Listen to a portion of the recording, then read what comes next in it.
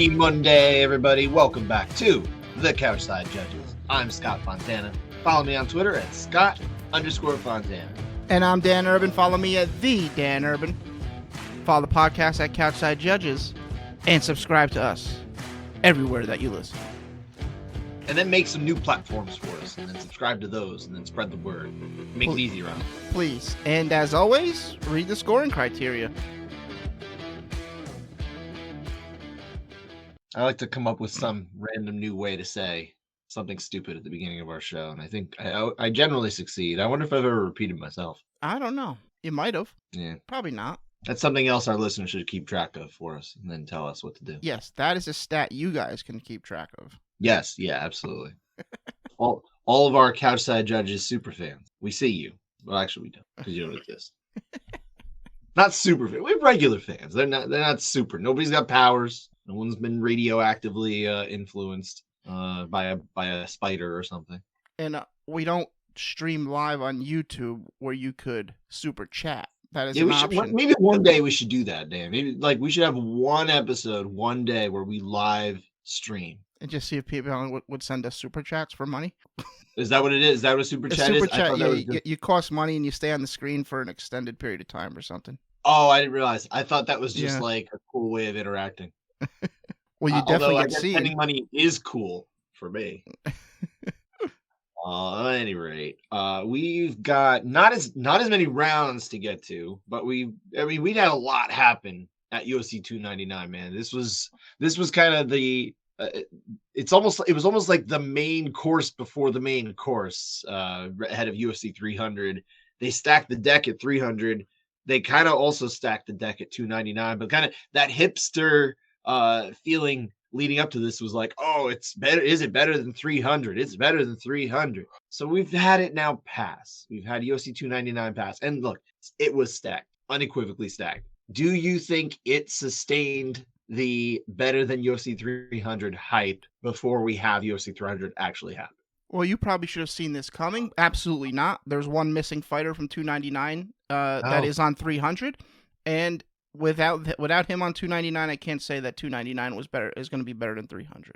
Let's just pretend that there's a universe where Jim Miller isn't Jim Miller and you don't care about him. Oh, I'm sorry. What about now? Well, Bo Nickel is also on the card. Oh, so you know what? I did tweet. I did think it was a slap in the face that Jim's not on the pay-per-view portion. But he hasn't been on for the first two either. I'm not surprised. And Bo Nickel and Cody Brundage which is strange because there's so many ranked fighters on this card. Like, I don't know how Aljamain Sterling goes from a title fight to prelim. That's strange. Kayla Harrison being a prelim is kind of strange because she's probably getting paid a ton of money. Yeah, but that one I think was always going to be targeted more or less for that. That's what it seemed like. I mean, Davis and Figueiredo and Cody Garbrandt being the curtain jerker. That's wild. That was, I think, on purpose, too. I think they did that to be able to say, look at this amazing fight we have opening up. Like, there's strategy to putting it there, saying, you won't believe what the opening fight is. Like, yeah, because it normally wouldn't be the opening fight, except you want to sell it that way. Here's my point, really. Which is fine. It's smart. The crowd better be in there before the opening fight. Yeah. Like, you just have to be. Like, this is stacked top to bottom of a card. I think this is a better card than 299. 299 was great. I think 300 is better. I do too. Do you think it delivered though? Yeah, it was good. I mean, had a lot of decisions. A lot of fun stuff happening. The dancing with Michelle Pereira, the entrance from MVP. Dana hated that stuff, by the way. I'm sorry? Dana White said he hated that stuff. Not a fan. Okay, well, good for him. I loved it. I didn't like the way he remixed the Undertaker song. I thought if he just came to the entrance really super slow, just with the Taker music going the whole way, I thought that would have been better. But I liked it. Great finish from Pereira. You had Robelis Despain came on like... Remember the name, Robelis Despain. A whirlwind. I don't think he's had a total of 1 minute cage time in his career. I think they were saying something like that. It's along those lines, yeah. That's correct, yeah, but... That, by the way, that was my prediction for contested rounds, so you're welcome. Yeah. Thanks. Everyone can thank Scott for that. I deserve all of the credit. I will take nothing less than all of it. Yeah, it was good. It delivered. I think it definitely delivered. It was worth the money I paid earlier in the week, so I got a $10 discount. You know, I should start doing that too. But I've been of the belief that I shouldn't give them money until like 5 minutes before, because what if something happens?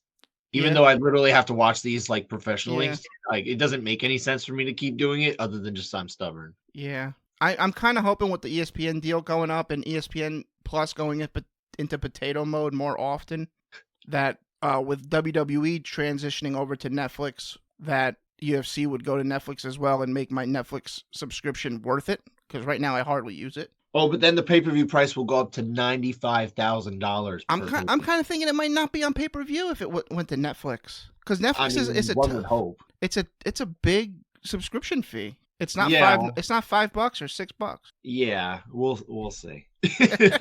I'm just optimistic. Yeah, you can be that. I'll let you be that. For the record, Despain, his first fight went almost a full round, and then thereafter, his other 4 fights have not gone more than 40 seconds. Okay, that's gonna be insane. They're definitely gonna push this kid as like the next Francis. Yeah, what they should probably do is have him fight like 7 to 8 guys at this point, because he's 35. You don't want to rush him. Obviously, he's an Olympian, Olympics bronze medalist. You don't want to rush a guy like that. Like he should probably fight, 5 or 6 guys before he gets Andre Arlovsky.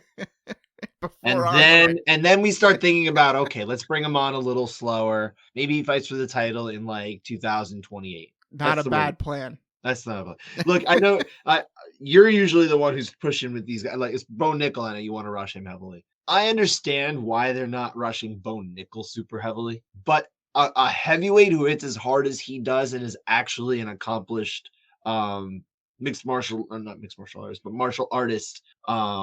Otherwise, at heavyweight, there is no reason to wait. There was someone who was on social media talking about this earlier today, and the name escapes me, and I apologize. This is not my original thought, but yeah, absolutely, just push this guy. Like, give him.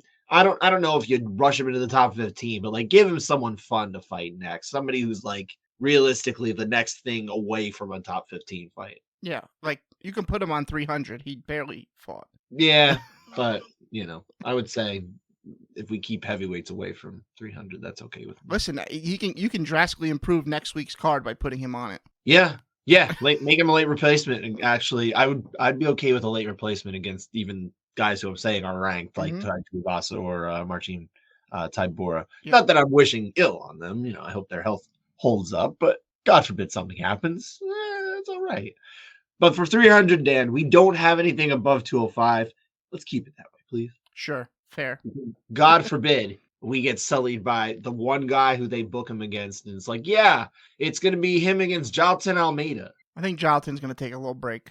I think he's going to have to, but you know my point. I think you get me here.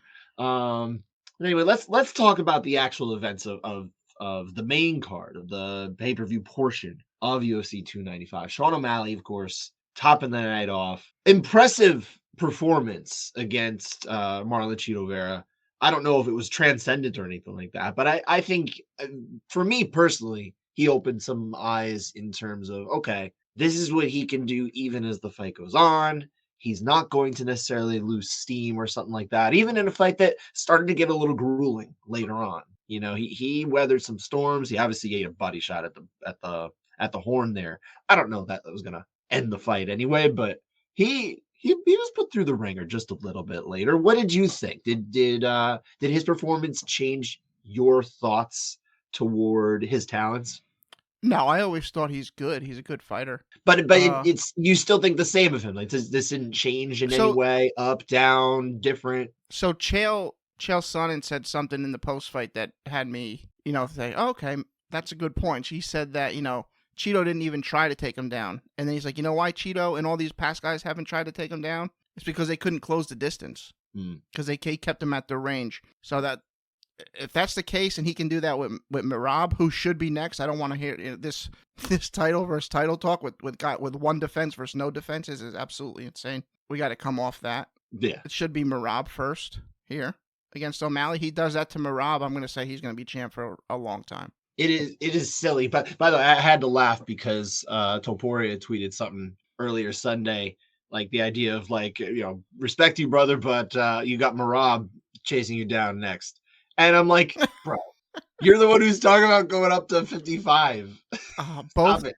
both divisions are so stacked and ready with guys. Nobody wants to fight anybody there in their division. Now Oh, Topuria is a pretty big 45. Like, I mean, so is Volkanovski, to be fair. They're both pretty large guys. I think O'Malley, like, he's obviously a tall guy, but he's more or less bantamweight. He's an actual bantamweight.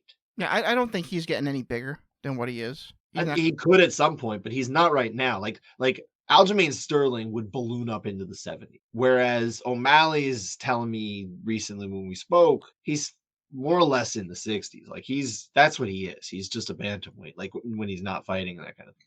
Yeah, I believe when Aljamain fought Shorty, his family was like, yeah, or was telling like the people That was a long time ago. Too, very long time, but he was struggling to make weight. He was like 154 the day before. It's like, man, that's so big. I think he learned how to cut weight. Yeah, probably in that time. Yeah, but I was just making your point. Guy gets big. Sure. No, I want to defeat my own point actually. Yeah, but again, I think what we have is Sean O'Malley is supposed to be where he is, and look, there's a fun fight with Topuria. I won't deny that it would be interesting to see that, but also it's not the fight that I don't think the masses are commanding. There's certainly people who are fans of it, people who are coming around to it, but is it the fight that needs to be next? 100% not. I don't feel like O'Malley needs to make that his next fight. Get a couple of fights down. There's some interesting fights at bantamweight. Marab, like, it just has to happen. Marab has to get his shot. I think Corey Sandhagen, as long as he doesn't lose in between there, I think he ought to be next too. And I think that would be a fascinating fight. Sandhagen and Sean O'Malley. Mm-hmm. That's a cool fight. That's a good fight. That should be a really cool fight. For anyone who really appreciates the sport and especially striking. So let's stop running away here from the competition at 35, which is just a whole kill zone. Yeah, I 100% agree. Dustin Poirier, moving on from there, because we got a bunch of I want to talk about a lot of these fights before we get into our contested rounds. Dustin Poirier silenced any doubters that he had coming into this one. I don't know how many people were really doubting his ability to win this fight, or whether they thought he was done, or if it was just like, we got a buzzsaw that he's going to run into in Benoit Saint-Denis. But this was a giant step up for Saint-Denis. He really hadn't fought anybody remotely at this level yet, so I wasn't necessarily surprised in any way that Dustin Poirier won. I am surprised how many times he jumped Gilly and couldn't get it, and still managed to get the finish, because no matter what he did, he couldn't fail, even though he was failing at that particular element of it. Comes back, gets doesn't come back, but he gets the knockout, right? It's a good win. It wasn't like a major win because he's fighting down, but we gotta ask, because he's still in it to win the title. Can he get to and win that undisputed title at last, based on what you're seeing of him lately? Well, he can get there. I think everyone was down on him this fight because I think they were saying it bad matchup stylistically. Wasn't that bad. Well, he ended up winning, so it wasn't that bad though. Like, basically every time he got in trouble was kind of when he put himself there. I don't know. I think Saint Denis was gonna get him there regardless. Usually when they jump the guillotine, it's like, I'm getting taken down anyway. Might as well lock up the neck. Not necessarily. So, he saw a bunch of times where he just had him hurt, and he's like, "Ooh, Gilly." That last one, yeah. A lot of people were talking on social media. They're like, "Did he bet on himself to win by guillotine? Is he just trying to force it?" It's probably like him and with Jim Miller with the Kimura. Jim's got to get a Kimura because that's his go-to in the gym, and I guess Dustin's go-to in the gym is a guillotine, so he's gonna try to get that before he retires. Maybe that's what happens. Maybe he gets the title fight. He beats Islam with a guillotine. And he's like, "I'm out. Peace." Listen, just walks off. Doesn't even stick around to get the belt around his waist. He walks out the cage. You never see him again. That'd be amazing. Can you imagine? Just sells his hot sauce. Yeah, yeah, that's true. Pretends he never fought. He's just like, "What are you talking about? I sell hot sauce. That's all I do." Mm-hmm. Yeah. But do you think I understand you think he can get back to that title. I mean, realistically, we were already hearing, I think Ali Abdelaziz was saying that he could see Dustin versus Islam Makhachev over the summer or something like that. Is Gaethje out of the picture? They sure love to skip around. I mean, Who knows? Gaethje's not fighting that far into the future where he wouldn't be available for the summer. Look, I'm all about. I don't think that fight should happen next. I'm just telling you what I heard. I think he could beat. I mean, obviously he's got power in his hands. Islam's been knocked out before. Maybe he catches him. Never know. Yeah, I would still put it at low odds, but I won't rule it out. It's hard to count him out, even though he has come up short, unfortunately, in the biggest spots. But not every single big spot. You know, you could call the interim title fight a big spot. He won that over Max Holloway. That counts. It counts for something. Yeah. Moving on now to Michael Venom Page. Gets in there, gets the win in his UFC debut on a 5-star scale. Rate his performance. 3. 3. That's fair. I think 3 is fair. I think he obviously showed he can do whatever he really wanted to. Kevin Holland, more or less, except for occasionally, get stuck against the fence, or taken down. Yeah, it was happened once in a while, but it wasn't like the easiest thing for Kevin Holland to do. Not that he's an amazing wrestler. Right. There is some size there. I mean, they're both big guys, but Kevin Holland has fought up in weight at 85. He competed well at that weight against large people. We've seen that different. I would say 3's fair. I think that's a solid score there. I think you definitely want to see more from him because I think the shenanigans and stuff that he does in there, it's going to lose patience with people if he's not going and getting knockouts like Eddie. They need to know that there's some more danger there than just, oh, look, he can land all that stuff. That's fun. There needs to be an extra element there at the UFC level. If he can't do that, people will lose patience. But solid impression I think he made on people on the whole. I think he probably intrigued people, but didn't, make a gigantic number of new fans, right? I mean, all his fans they already know him, probably. A lot of them did, but dude, there are a lot of people who do not know what Bellator is. All right, fair. Yeah, and this was a big card. This was one that a lot of crossover people were coming over to. So there's a lot of people who did not know, and I think they do now.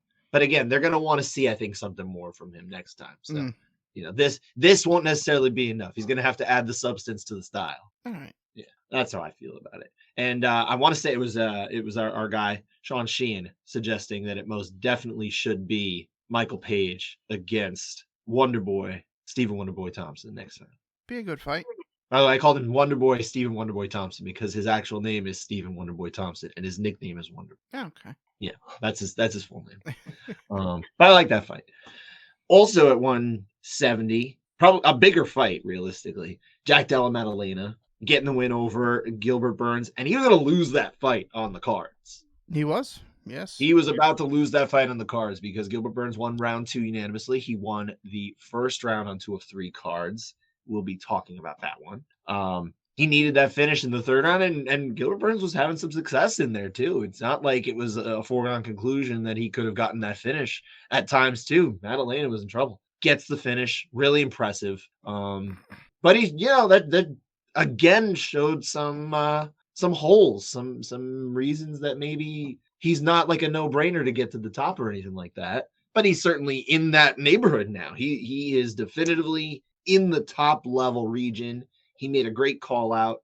Shavkat Rakhmonov. No one was asking for that fight. They're absolutely right. This is a fight that doesn't really get asked for. It makes a ton of sense if they're going to wait this long to put together another welterweight title fight. I think both of them should stay busy, and I do like it. Do you like that one? Yeah, I do, because who knows how long Leon's going to be out for. They said they offered him 3 fights, and he said yes to all of them, but I guess the opponents didn't pan out. My understanding, for at least Ariel, I believe, reported that none of them were Belal Muhammad. I don't think it would have been Belal. I mean, Ramadan starts today or tomorrow. He's made it clear he would fight then, though. Has he said that he would? Yeah, they offered it to Islam. Really? They didn't offer it to Belal. Okay. We know that Islam doesn't fight in Ramadan, but we know that Belal has and probably would. I know Belal has. I don't know. Who knows? Hang on. Just had some technical difficulties there, but we're going to resume where I'm pretty sure we were. The point that I would make here is that if Ariel's reporting is accurate, and it generally has been over the course of his career, if they offered it to the fight to Islam Makhachev, who will absolutely unequivocally not fight during Ramadan and has made it very clear. And then they don't offer it to Bilal Muhammad, who we know has taken a fight during Ramadan and has not said he would not fight during Ramadan. It sure just seems like they don't want him to fight Bilal Muhammad, right? That's what it would seem. So then, who are the other two that they would have offered this to? Oh, oh goodness, I'm trying to remember Ariel's reporting, but it was I want to say Shavkat was one of them. And he said no. I don't know. I mean, Shavkat was injured. Remember, he was hurt? injured. He had to recover from something after the last fight, so I don't know if he was going to be healthy enough. Okay. And there was a third fight that I can't remember. Oh, I mean, it might have been Hamzat. If I'm not mistaken, it might have been Hamzat. Interesting. I could be wrong about that one. But one of the complications with Hamzat is apparently he can't fight in the United States because of his association with the Chechen dictator. Is this new? That was reported by Kareem Zidane at some point in the last bunch of months. Oh my. I mean, he is sanctioned by the United States, and I think associates are also not welcome. So that's what's reported. If that is the case, then yeah, we might not see a whole lot of Hamzat Chimaev for a while. Okay. But neither here nor there. One of those three names from Ariel's reporting was not Bilal Muhammad, which is just goofy. Like, we know he's next. Just get the fight over with and move on. Yeah. So back to the question. Yeah, I do like Madalena versus Shavkat. Yes. I think that's a great fight. If not Shavkat, maybe Ian Gary. I don't hate that one, but I think Madalena has now earned it at this point. He really should be at that level to fight like a Shavkat, unless Shavkat's getting the title shot next, and that's what they do. But then, what if he's getting the next shot? What do you do with Bilal Muhammad again? I don't know. It just seems like them being unwilling to put this fight on during 300, which they realistically probably could have done, has screwed everything. Yeah. So always shooting themselves in the foot. Obvious choices there. They don't take it. Anyway, one more from the main card. Peter Yan. I'm watching the first round, and honestly, he started to have some success a little bit later in the round, but I'm watching it and I'm like, man, this kid, I thought he was going to be a killer. You and I both thought he was going to just be like taking over bantamweight. It obviously didn't happen because he ran into some serious setbacks in the last few years, some of which were close, some of which, less close, Marab. But now, like, he comes back, he wins this fight against Song Yadong, who is a legitimate high-level bantamweight, gets himself back in the mix. Now he seems to be thinking he's going to skip over, some people in line, which is not going to happen. But do you think a second title reign is in his future, or do you think we already saw the best of him? I don't. Because you were, like I said, you were high on him. I was high on him, but also like you, I was watching the first round. I was like, man, this guy is cooked in the top 10. Like he's just a very competitive fighter. He's not the guy we thought he was. I think the problem with him is he does this. He starts slow, right? He's not always going to be the killer out the gate. He needs a little bit of time to download, and that doesn't work as great in a 3-round fight, but he still made it work. So then he looked great rounds 2 and 3. Sure. I would say title unlikely. You know what fight I like for him next? Hit me. I like him against Marlon Vera. All right. I think that's a fun fight. They have not fought, if I'm mistaken, right? Not that I'm aware. I'm gonna look it up as we're going. Yeah, I'm almost positive though that they have not fought, and I think that's a good one. I think that'd be an interesting style matchup. It also could be really boring for a little while. Let's face it, it's early going. It's not going to be great, but you give him 5 rounds, I think it can heat up. Yeah, I mean, I think it's a good match. Peter Yan's probably not going to be worried about a takedown. Yeah, I think that's part of what would be a little bit more interesting about it is, yes, the first round is definitely going to be a giveaway round, and it's not going to be the most fun. They'll have to start finding a way to heat it. But Cheeto brings violence, and honestly, so does Peter Yan. So I think it's not going to be a staring contest for 25 minutes. But I think that's a really solid, let's call it a really solid Apex main event. That'd be a good one, yeah. That's one that like people would look at an Apex card and be like, all right, maybe we don't love the rest of the card, but hey, that's a decent fight. I'll still watch that. And then they'll moan and whine that it's not in an arena in front of fans. But I can see why you don't put that in front of fans. I'm saying you can start a little slower. But I think that's a good matchup to make. I actually do. Yeah, that's a good one. Yeah. Last one before we get over to our more judging centric topics, sir. The prelims were pretty dang stacked. We already talked about Despain I don't know if you want to just double back to him, but out of all the fights, we're not going to list them all. Everybody knows what they were. Who won the fight and gained the most? Whose stock went up the most on the prelim portion? Kyler Phillips or Michelle Pereira. I think they both went up the most.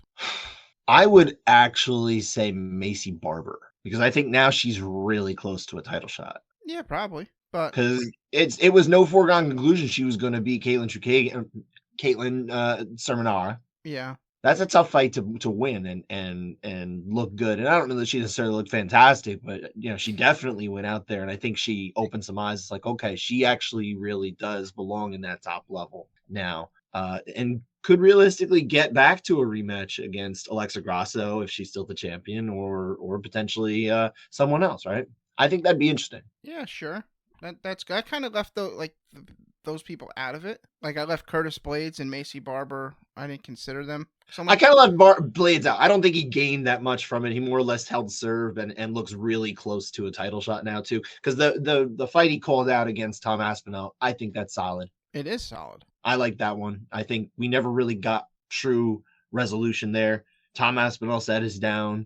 John Jones obviously is too scared to fight him. Slash just doesn't see the upside. But I like that fight, and I think he probably gained in that respect. But realistically, we're talking more like someone who really put themselves in a higher position. That's why I say Macy Barber. I think Mateus Gamrot obviously beating Rafael dos Anjos is a nice one, but dos Anjos is kind of on the way out, so I don't know how big that was. I think Kyler Phillips, you're right, jumps from kind of like outside of the top 15 to he's very much in the top 15 now. So that is a good one. Yeah. And Pereira is always fun. I mean, I don't know where a win over Olashechek really gets him, but it's definitely an impressive highlight to add, right? He is here. Well said, sir. Let's get over to our judging. The unanimity report, which I believe we were going to call it something else, but I just figured I would enunciate better this time. Okay. It was a very busy card here. 33 rounds. We had 14 fights. A lot went the distance. 10 of them actually went the distance, or 9 of them, excuse me. 9 went the distance. And we had 33 rounds overall. 28 were in agreement unanimously by the judges. That's a nice 84.8%. Don't see it too high on a pay-per-view like this. Really great job by the judges in Florida on this one. Only one of these fights was a 9-8 split. And I think we should lead with it, sir. It was the main event. You were a little surprised that we were going to be talking about this, but here we are. Sean O'Malley defeating Marlon Vera. Unanimous decision, 50-45, and 150-44. It was round 5 that we're going to be talking about for an 8-9 split. What happened? Why did we get here? Well, O'Malley, it's definitely his round. He hurt Vera at one point. Very early, yeah. He landed some good shots, a lot of volume. I feel like he didn't listen to his corner when his corner said, hey, just dance around him and pop shot him here and there. Which, hey, for as a fan, you got to appreciate. Yeah, it wasn't necessarily the smartest thing to do. For sure. But I do think Vera did enough to earn his 9. He landed some good shots that, the body shot at the buzzer that had O'Malley doubled over before, we found out that it was actually a decent shot. I thought it was a decent shot. I think O'Malley definitely has good damage. I think you can pencil in dominance at parts of the round. I don't have much duration to check off. If you have the 2 Ds, that's all you need to get to the 8. I didn't get dominance or duration, but I understand how one might get there. So listen, Sal D'Amato was the one who explained in our ABC course more or less how we're looking at 8s and 9s and 7s and that kind of thing, right? So it's hard to sit there and say, well, Sal got this wrong. He's the one who gave the 8 in this case, but having no benefit of sitting cage side and understanding the power of these blows, I did not think it got to quite such a high degree that when you and I were trying to figure out which is the round, because you were wondering which one it was, like I was, as we're waiting for the cards to come out after. I said maybe round 2 because I thought that was a big round for Sean O'Malley. I didn't get there either, but I was like, okay, maybe round 2. So I was a little surprised it was round 5. Not in hindsight. I thought about it some more, and I was like, okay, at least I can see where we get there. But just from our seat at home, my seat at home, I didn't see that as very close to an 8. It was just a good round, like a really nice round.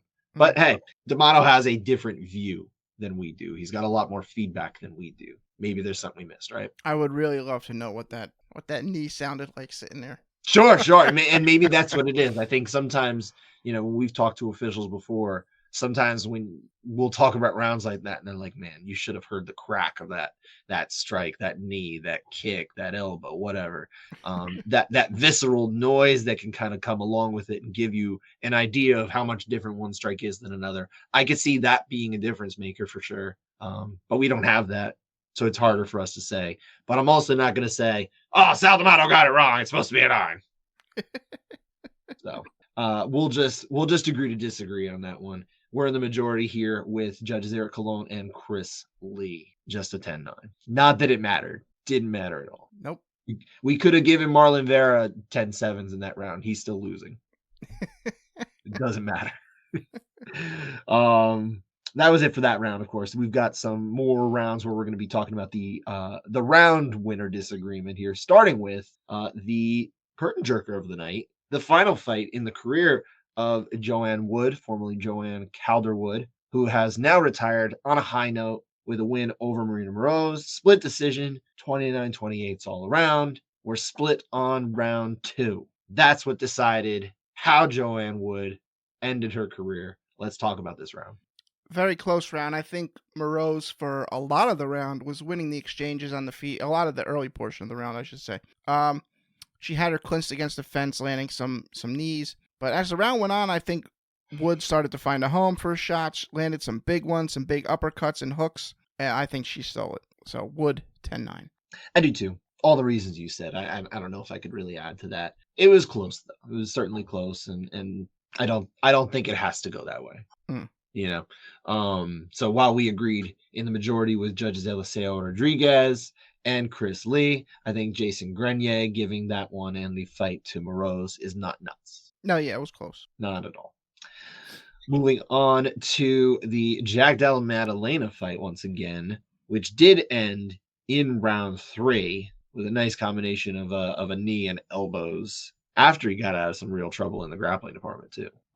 Very impressive. Round 1 is the one we're split on because once again, we said Gilbert Burns was on his way to a decision victory, barring some sort of unanimous 10-8 situation, which the fight had not developed that way, right? Mm-hmm. Round 1 again. We're split here. Let's talk about round 1. Why is this a potential going the other way? I thought Maddalena was really effective on the feet. I think that was the most effective offense of the round. Burns does get the back briefly. He didn't get to do much with it. Wasn't there very long. Later in the round, he does get a takedown and lands a couple good hammer fists, but it's Maddalena for me for what he did on the feet, 10-9. I also went that way here. I think around like this, again, it gets really tricky once again because they're not throwing massive volume necessarily. Mm-hmm. I don't think it's not like a slow round, but it didn't. I don't know that anyone was really able to throw enough out there to make a difference, right? Mm-hmm. You certainly want to see more, but hey, these are dangerous guys. This is a top level. It gets hard. So I sided your way. In this case, you and I both sided with Judge D'Amato instead of going against him. We went against judges Eliseo Rodriguez and Chris Lee, who had it for Burns, who also, by consequence, had 20-18 for Burns going into that final round. It was split on D'Amato's card and our cards too. So what does that mean for Judge D'Amato? Couchside override. That was a good one. That was good. It was a nice one. Hope that really gets through the mail this time. We'll just have to see. Mateusz Gamrot on the prelims. We shouted him out a little bit. Easy win, not an easy win, I should say, because it was a hard first round, but it was a clear win for him. No questions asked. Through 15 minutes, we know that Gamrot got the victory over Rafael dos Anjos. But again, we are split on round 1. There was a little bit of trouble he got into. Let's go over that. Yeah, I think both guys had good round. In their own way. Yeah, I think it was probably better for RDA. He hurts Gamrot with the knee when he's coming in. Later again, hits him again with a punch. Gamrot does settle in. He gets it down to the ground, has some good ground and pound for almost 2 minutes. I could understand a score for Gamrot, but I scored it for RDA 10-9. Yeah, RDA, I felt good about this one, but I can see why. It's really how much weight are you giving, especially to that early offense of RDA, where he did have Gamrot in trouble. I just tend to give more weight to that because we're talking about higher impact stuff here and giving that more weight. And I think you have to give it that way. It's not like it was just like one punch and then like a ton of stuff the other way. I feel good about giving this one to Dos Anjos. Yep, me too. But yeah, not so crazy for Eric Colon to go that way. He must have seen something he liked. He's a decent judge. He knows what he's doing. I don't have a problem with it that way. But we also saw it together with judges Jason Grenier and Chris Lee. And it didn't matter, as we saw later on when Gamrot takes over. Mm-hmm. Not like the most amazing performance necessarily. It's not going to win him like a billion fans, but he got the job done. Got it done. Yeah. I feel like DC and Joe Rogan, when they say something and they just repeat what the other guy said, the first words out of their mouth. Yeah, and sometimes they just repeat what the other guy said with the first words out of their mouth. I understand. Mm-hmm. Yeah, I feel that. Final fight here. Macy Barber got the win over Caitlin Sermonar, like we mentioned. There was a split round here. It was almost unanimous, almost clean sweep of the cards for Macy Barber, save for round 2, where one judge saw this one for Sermonar. Let's talk about why it could have gotten there, other than the fact that we've seen that happen in Sermonar fights before. Yeah, I thought Sermonar was keeping Barber at range and landing at will, basically. Thing is, she doesn't land very strongly. She landed punches and kicks. Barber's finally able to close the distance, get a clinch. She's landing a couple shots here and there, couple takedowns. I didn't have enough for Barber to overtake Sermonar, so I went for her 10-9. I went the other way, actually, in this case. I did give it to Barber. I just didn't think either one of them did a ton, you know. I don't feel very strongly about either one of them's offense, but I just thought that Barber was able to do a little bit more with what she was able to do because, I mean, frankly, we kind of have an idea of the power that Sermonar generates because we've seen a ton of her fights and we've never seen anyone get really hurt by anything. Well, actually, you know what? The beginning of the round, she lands a really strong right hand, and I'm like, wow, that was solid. No, I get it. It's not pitter patter, and yes, that was something. It's right? also like Barber didn't care. She's like, oh, and I think okay. that's the thing. Like, how much does it really affect her? How effective was that strike to her? I mean, did she eat a good one, or was it really not that bad at all? You know, I don't know. It looked like both. It looked like it was a good shot, but also not a good, that heavy of a shot. So like an extremely less powerful example of, say, that giant kick that Marlon Vera ate in round 2 against Sean O'Malley. Similar to it, like because that was epic. Whereas this one was kind of like, yeah, there was a strike landed. She actually followed that same strike up with a front kick right to the face. So like, oh, okay, there you go. We've probably already talked way too much about this round, which realistically it just could go either way, and it wasn't a very distinctive round one way or the other. I feel like, am I wrong? I mean, what do you think? It was a fight. A fight that occurred. Yeah. Now, Barber on the whole did a good job because she's not. First off, Sermonar is not an easy opponent to look good against. It's just hard. No, but maybe the Sermonar era is different than the Chikagian era. Maybe that's true. So she became a whole new person. Do you think Chook is still an acceptable nickname? Not that she was using that one, but people would refer to that in like short form. Yeah, why not? Yeah, she chose. Well, she chose to go with a different name. So should we call her Sermi? Yes. I don't like Sermi. Chook is better. Marinara. Marinara. Very different. That's a whole new thing. By the way, it finally occurred to me when they say Macy the future barber. I finally started hearing it as Macy the future barber, as in she will one day be cutting your hair. Okay. Yeah, and I probably will never unhear it. Macy is the future barber. That's a good name. I like. But that is it for our silliness. I should also point out too, I agreed in the majority to giving that one to Barber. Michael Tate and Sal D'Amato had it the same way as me. You were on the same side as Chris Lee. We're done with the rounds here. We got some finishes, not a ton, a lot of decisions like we mentioned. I don't think there were any real stinkers on the night, but again, it took a while to get through these fights. It just did. So there's so darn many of them, right? 4 fights ended by KO or TKO. A lot of like straight KOs in this particular night, and then 1 submission, a technical submission, we should point out. 2 fights ended in the first round. That makes our Power 5 finishes. Dan, what was your favorite? It was the body shot TKO to rear naked choke sub.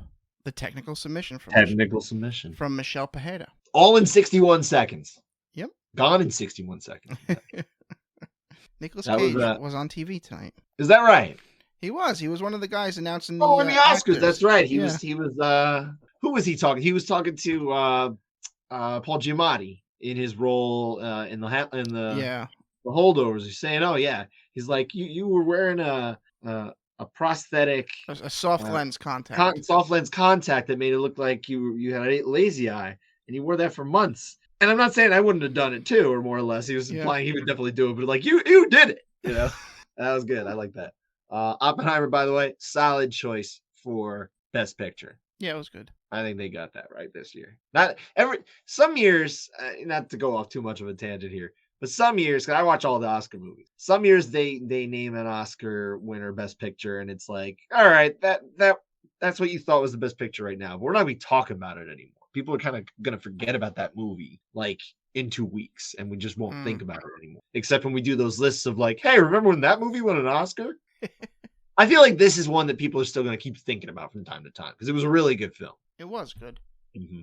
It's going to stick around. I wish we actually got to see it in 70mm IMAX. Yes. Well, I did eventually see it in actual IMAX instead of 70mm like you and I did because I completely effed that up. Was it better in IMAX than the 70mm? I felt so, yeah. They should replay it somewhere in IMAX. I mean, they kept bringing it back, dude. It was back for a while. I know, it's still back, I think. For all I know, it's going to come back this week. Check out your AMC A-list. Well, my Roku, my home screen says the Oscars homepage. You can watch all the nominees right there. Interesting. Right off the Roku homepage. But I don't have an IMAX screen at home, unfortunately. No, you don't. That's true. That's a good point. I've been to your house and I've never seen one. We should get back to these fights here, and I should tell you what my favorite finish was. And that was, I got to go with Dustin Poirier. Finally doesn't go for the guillotine, and it's just like, all right, I'll put him out. Yeah. And he puts out Benoit Saint-Denis. Ends a really fun fight. Just a super, super fun fight. Shout out to Dan Tom who called this exact sequence. Dan Tom knows what he's talking about. So that was pretty cool. I say always trust a guy with 2 first names. They also showed, Steve-O posted a shot of his reaction to it because he was sitting cage side of when it happened. It was pretty awesome. The whole row was going crazy when Poirier got the knockout. It was wild. I mean, that was a fight everybody was into, and it was delivering 100% on what people were hoping it would be. But like, I'm sitting there watching, and like, I'm not trying to go nuts or anything like that. I'm in my basement. It doesn't really matter what I'm doing, but I'm watching him go for the guillotine the 5th time. I'm like, Dustin, it's not gonna happen. Just do something different. Have him hurt. It happened. It was like almost painful. It happened, and I'm glad it didn't cost him because that would have just been tragic. It happened like within a minute after his corner just said, "Stop doing that." And then he said in the post fight that he will never stop going for the guillotine. All right, I will never stop jumping guillotine. He might upset loyal listener or friend of the show, Gary F. Gary prefers guys to not jump guillotine. Oh, that's true. Yes, I did know that. Unless they really have it, and then he's like, yeah, go for it, but it's a low percentage, and I can see where he's coming from. It's not even just that it's a low percentage. It's more, I mean, he's saying what he's saying, but it's also the fact that you're giving up position, you're giving up potential energy, especially to do this like right off the bat, and to do it 5 times. Like, good God, man. No wonder you're getting tired. They're like, oh yeah, he's really starting to lose steam here. It's like, yeah, because he jumped 5 guillotines in 7 minutes. He was sucking wind. He was. I would too if I went for that many guillotines. Although I should say, I have won 1 grappling contest in competition in my life. What did I win with? Guillotine. Guillotine. That's right. That's my move. It is. Sure. I can't hit triangles. I mean, I haven't trained in a long time and I miss it. I should get back, but I never could hit triangles. It's a tough move. I feel like my legs are too short. I know that's not entirely true, but it made it harder for me to get skilled enough to try and hit that in any sort of rolling situation. So I more or less stayed away from that. Arm bars, much better success. According to John Donahar, it's the big bellies that get in the way of a triangle, not so much the shorter legs.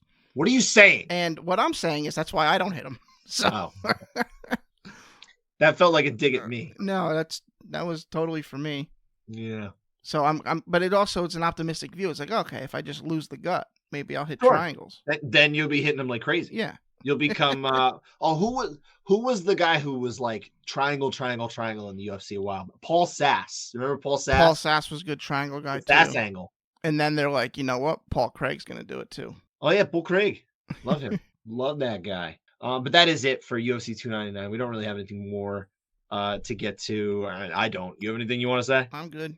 All right, let's move on to what everyone has been really waiting for. I mean, we were on 299 for a while. I think we've got to get over to the real main course of this show, looking ahead to UFC Vegas 88, which Dan has subtitled Warehouse Poop. Yeah, we got to get back to naming cards, and that's what we came up with. Well, the problem is that all of them will also be warehouse poops. It's not distinctive. Well, I mean, it's mainly at this, stupid heavyweight fight that we have to have 5 rounds of potentially. That's true. Although at least it's a main card that starts at 7. It's not that bad. It's not like we're gonna be watching this fight at 1 a.m. That's true. Mm-hmm. But yeah, I could definitely see this fight going 5 rounds somehow. Let's hope not. I mean, Tai Tuivasa doesn't tend to do that, but he really doesn't. I could see Marcin Tybura getting us there. Guys, don't do that. I believe that that is unfortunately possible because it's not Greg Hardy in front of him. When he's got Greg Hardy in front of him, all of a sudden he's a big finisher, and I'm happy for it. But this is different. So, but we'll see. I'm sure I'm going to be wrong. I think this is probably. I'm going to give it 7 minutes. I think it's going to finish in 7 minutes. I hope you're right. And I won't make a prediction on who, but 7 minutes. We'll go with that. Anything over that, sorry, you're getting a refund somewhere else. Not from me. You'll never get your time back for watching that fight. Honestly, there's not a whole lot of other fights on this card that I was like really excited for. I'm not saying that they won't deliver, but these other fights that I liked are, I don't know if you had more to add, but I got Gerald Meerschaert against Brian Barberena up at 185. Barberina's done with 170. He's basically done cutting weight now. He just wants to fight at 85, which is fine with me. These guys both come to fight. I think this is going to be a really fun one. Yeah, this should be fight of the night. GM3 gets the round 3 sub. Unless it's a round 1 submission, and then it probably won't be fight of the night. Yeah, that's true. Probably not. But then you're right. He does tend to look for those in round 3, or at least hit them in round 3, right? We'll see. I don't know. There's a lot of things that can happen in this fight. That's what I like about it. I think it can be cool. And then I also, most times when there's a flyweight fight on there, I'm going to be interested. But I particularly am always interested when Ode Osborne fights. He's got Jeff Alfilio in this one. All right. That's a good one. I like it. Yep. I'm also looking at the contested rounds candidate to be Corey McKenna against Jacqueline Amarim at 115 pounds. All right. Yeah. That's it, right? Yeah, that's a choice. You got anything else you wanted to shout other than those? No, Brian Battle Angelos in the co-main might be okay. So. Yeah, I guess. OSP's on this card too. Yeah, but still around. OSP's days, best days are behind him. I think it's fair to say. All right, I think that's it. Canadian Zechiku, fine. I could see that actually having a decent finish, but I really could see it being a terrible fight. So I won't get excited for that one. I just won't.